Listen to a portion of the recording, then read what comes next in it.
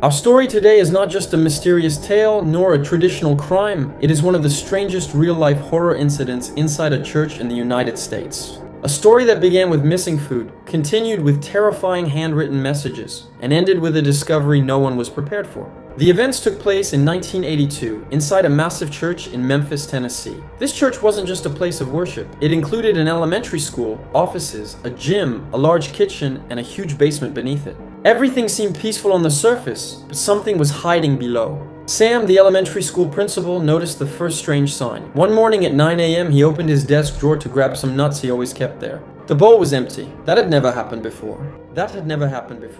When Sam went to the kitchen, he discovered something even stranger. Large amounts of food were missing. Even a 12-kilogram bag of nuts had vanished. The most shocking part?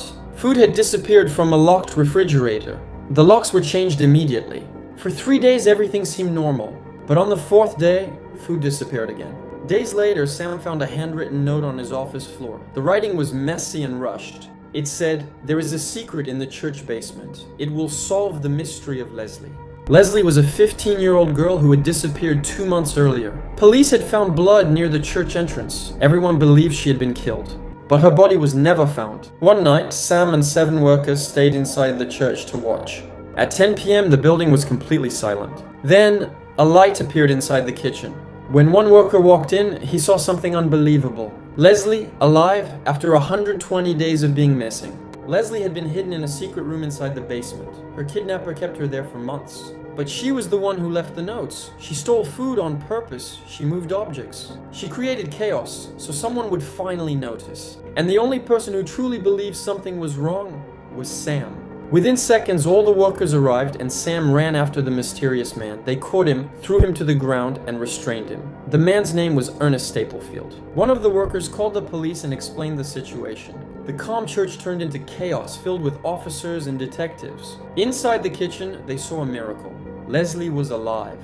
The police took Ernest and Leslie to the station for questioning. They asked Leslie, "Where were you? You've been missing for 120 days. Leslie took a deep breath and began to explain. Leslie said, "About 120 days ago, I was asleep in my room. Suddenly, a man woke me up and threatened me with a knife. He told me to walk with him silently. That man was Ernest." Inside the church basement, Ernest kept Leslie hidden. They stayed in the basement all day. They discovered a secret room with a hidden door. Ernest locked her inside. Leslie began stealing food, moving objects, and writing notes to attract attention. Even when the locks were changed, she continued. Her plan worked, and the only person who noticed was Sam. After Leslie's confession, Ernest was sentenced to 20 years in prison.